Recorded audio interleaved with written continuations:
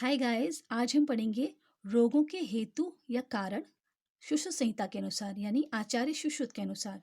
तो रोगों के हेतु और कारण आचार्य सुश्रुत के अनुसार। रोगों के हेतु और कारण से क्या मतलब है? जो रोग होते हैं, विकार व्याधि होती है, उनके हेतु कारण, उनके रीज़न क्या है, मतलब जो डिजीज़ हमारी बॉडी में हो रही है उसके पीछे आयुर्वेद के अनुसार क्या रीज़न है, क्यों हो रही है, उसको हम देखेंगे आज इस वीडियो में। तो इससे पहले वाली वीडियोज़ में जो चैनल पर अपलोड की गई हैं उसमें बात पित्त कफ तीनों दोषों का वर्णन आचार्य चरक, आचार्य सुश्रुत, आचार्य बागभट्ट के अनुसार उनके गुण, कर्म और स्थान, प्रकार प्रकार के स्थान और कर्म, और आयुर्वेद का अवतरण, आयुर्वेद का प्रयोजन तीनों आचार्य के अनुसार, आयुर्वेद के अवतरण का कंपैरिजन तीनों आचार्य के अनुसार, और स्वस्थ पुरुष की परिभाषा आचार्य चरक के अनुसार, और दोषों की त्रिविध गति आचार्य चरक के अनुसार, और रोग के त्रिविध कारण आत्मा आश्रय आदि दोष दोष तरह से सभी रोग चरक संहिता के अनुसार, क्षय प्रकोप प्रशम की परिभाषा अष्टांग हृदय के अनुसार, और दोष ही सभी रोगों का मूल कारण है एवं दोष प्रकोप के 3 कारण है अष्टांग हृदय के अनुसार। ये सब पढ़ाया जा चुका है, हम डिस्कस कर चुके हैं। तो आप चैनल पर जाके वीडियोस चेक कर सकते हैं, सुन सकते हैं, रीड कर सकते हैं, राइट कर सकते हैं, जैसा भी आपको कंफर्ट हो आप वैसा कर सकते हैं। ठीक है।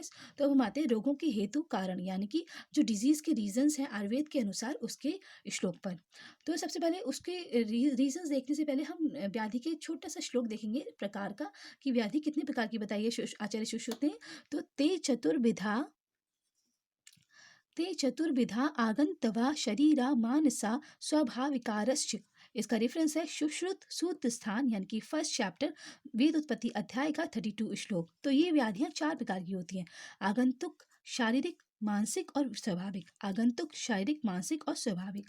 अब इन आगंतुक, मानसिक, शारीरिक और स्वाभाविक के रीजंस देखते हैं, ये व्याधियां किस किस से होती हैं। तो इस श्लोक पर आते हैं। तेषा आगंतवो अभिघात निमित्ता शारीरस्त्व अन्नपान मूला वात पित्त कफ शोणित सन्निपात वैषम्य निमित्ता मानस अस्तु क्रोध शोक भय हर्ष विषाद ईर्ष्या अभ्यसूया दैन्य मात्सर्य काम लोभ प्रभृतया इच्छा द्वेष भेदे भवन्ति स्वाभाविकास्तु क्षुत पिपाशा जरा मृत्यु निद्रा प्रकृतया। इसका रेफरेंस है सुश्रुत सूत्र स्थान की फर्स्ट चैप्टर का नाम है वेदोत्पत्ति अध्याय, उसका 33 श्लोक। तो इसमें आगंतुक रोग किससे होते हैं? अभिघात से होते हैं। अभिघात लिखा हुआ है, अभिघात से होते हैं यानी कि शस्त्र मतलब किसी भी कोई भी वेपन हो, शस्त्र उसकी, और लाठी मतलब डंडा, और पाषाण मतलब पत्थर आदि के आघात से उत्पन्न होते हैं। आघात मतलब चोट लगने से उत्पन्न होते हैं। कौन होते हैं? आगंतुक विकार। फिर होते हैं शारीरिक स्व अन्नपान मूला वात पित्त कफ शोणित सन्निपात वैषम्य निमित्ता। तो शारीरिक रोग अन्नपान बहुत ज़्यादा करने से, मतलब अति मात्रा में अन्नपान करने से, हीन मात्रा मतलब बिल्कुल जितनी क्वांटिटी बॉडी के लिए ज़रूरी है उससे कम मात्रा में अन्नपान करने से, और मिथ्या यानी कि जो मिथ्या आहार विहार जो हमारी बॉडी के लिए फेवरेबल नहीं है वो आहार विहार करने से वात पित्त कफ शोणित दूषित हो जाते हैं और उनके सन्निपात से विषमता हो जाती है। इससे अनेक रोग उत्पन्न होते हैं। फिर होता है मानस रोग उत्पन्न होते हैं क्रोध शोक भय हर्ष विषाद ईर्ष्या अभिसूया दैन्य मात्सर्य काम लोभ प्रभृति आदि से, इच्छा द्वेष आदि से मानस रोग उत्पन्न होते हैं। फिर मानस रोग हो गए। फिर आते हैं स्वाभाविक रोग। स्वाभाविक मतलब होते हैं नेचुरली जो रोग हो रहे हैं, जो जिन्हें हम कंट्रोल नहीं कर सकते, वो इनएविटेबल है, वो हर इंसान को आना ही है। तो वो है स्वाभाविक अस्तु क्षुत पिपाशा जरा मृत्यु निद्रा प्रकृत्या। कैसे? भूख प्यास वृद्धावस्था मृत्यु और निद्रा आदि। तो हमने 4 प्रकार के रोगों के ऊपर देखे, उनके रीजन नीचे देखे। आगंतुक रोग आघात से, शारीरिक रोग वात पित्त कफ के वैषम्य से, अन्नपान के ठीक तरीके से ना लेने से, मानस रोग भय शोक क्रोध विषाद ईर्ष्या आदि से, और स्वाभाविक रोग भूख प्यास वृद्धावस्था मृत्यु और निद्रा, ये स्वाभाविक रोग हैं। ठीक है। अब हम देखते हैं शारीर में और मन में रोगों के अधिष्ठान होते हैं। इसका श्लोक ता एते मना शारीर अधिष्ठाना। इसका रेफरेंस है सुश्रुत सूत्र स्थान फर्स्ट चैप्टर यानी कि वेदोत्पत्ति अध्याय का 34 श्लोक। तो ये चारों प्रकार के रोग मन और शरीर को आश्रित करके होते हैं। चारों प्रकार जो हमने आगंतुक, शारीरिक, मानसिक और स्वाभाविक रोग ये देखे, ये शरीर और मन इनके स्थान है। शरीर और मन में ही ये रोग होते हैं। अब देखते हैं बात विश्लेषण ए देह हेतु संभव। जो बात पित्त कफ है ये देह संभव हेतु है, देह इनसे उत्पन्न होता है। देह मतलब हमारा शरीर को उत्पन्न करने के रीजन है, हेतु मतलब रीजन।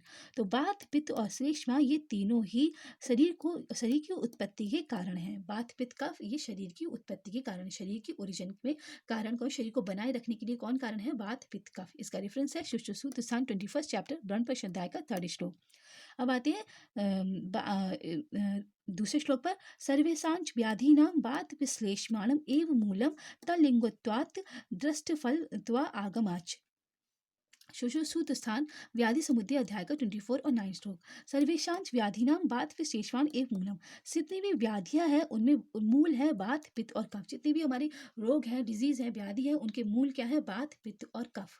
अब ये बात पित्त कफ उन व्याधियों के मूल हैं। उन्हीं व्याधियों के रीजन जो बात पित्त कफ है वो रीजन उन व्याधियों के होने के यही रीजन है। इसका रीजन क्या है? इसका क्या रीजन देते हैं? मतलब बात पित्त कफ जो है वो ये व्याधियां कर रहे हैं हमारे रोगी में, तो इसका रीजन, इसका प्रमाण क्या है? प्रूफ क्या है? तो ये आगे आचार्य सुश्रुत कहते हैं तल लिंगत्वा दृष्ट फल तो आगतम। उनके लिंग से मतलब उनके लक्षणों से और उनकी चिकित्सा करने पर जो फल दिखाई देता है, जो रोगों की शांति दिखाई देती है, उससे हम कह सकते हैं कि ये वात पित्त कफ ही रोगों की उत्पत्ति में कारण है। तो सर्व प्रकार के रोगों की उत्पत्ति में वात पित्त और कफ ही मूल कारण है, क्योंकि उन रोगों से वात पित्त और कफ के लक्षण मिलने से तथा उन लक्षणों के अनुसार वात आदि दोष चिकित्सा करने पर रोग शांति रूपी फल दिखाई देने पर एवं शास्त्र का भी प्रमाण है कि वात आदि ही सब रोगों के कारण है। तो आगम लिखा हुआ है। आगम मतलब होता है शास्त्र, दष्टफल और आगम। आगम मतलब शास्त्र और दष्टफल मतलब जो उनकी हमने चिकित्सा करी, उनके लक्षण देखे, वात पित्त कफ के जो लक्षण हो रहे थे बॉडी में, जो सिम्टम्स आ रहे थे उनके बढ़ने से, घटने से, या सम रहने से तो डिजीज होगी नहीं, तो बढ़ने से या घटने से, प्रकोप होने से, तो उसकी जो लक्षण की वाइज हमने चिकित्सा करी, जो ट्रीटमेंट किया, उसके बाद हमने देखा कि हमने जो ट्रीटमेंट की उनके अकॉर्डिंग, उससे रोग शांत हो गए, मतलब डिजीज ठीक हो गई। तो इसलिए हम कह सकते हैं वात पित्त कफ ही शरीर की डिजीज उत्पन्न करने में कारण है।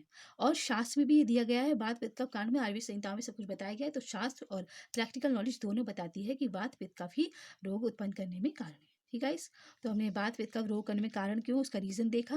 फिर वात पित्त कफ शरीर की उत्पत्ति में कारण है, ये देखा। फिर शरीर और मन शरीर के अधिष्ठान है, ये देखा। 4 प्रकार की व्याधियां देखी, आगंतुक, शारीरिक, मानसिक और स्वाभाविक। और 4 प्रकार की व्याधियों के रीजन देखे इस श्लोक में, और इसमें उनकी टाइप्स देखे। ठीक है गाइस, तो ये थे रोग के हेतु आचार्य सुश्रुत के अनुसार। इससे आगे आने वाली वीडियोज में हम बात पित्त कफ से रिलेटेड वीडियोज भी देखेंगे आचार्य चरक, आचार्य सुश्रुत भागवत के अनुसार, और जो जो इंपॉर्टेंट टॉपिक्स हैं उनके श्लोक भी देखेंगे तीनों आचार्य के अनुसार। Okay guys, thank you, have a nice day. जय हिंद, जय भारत।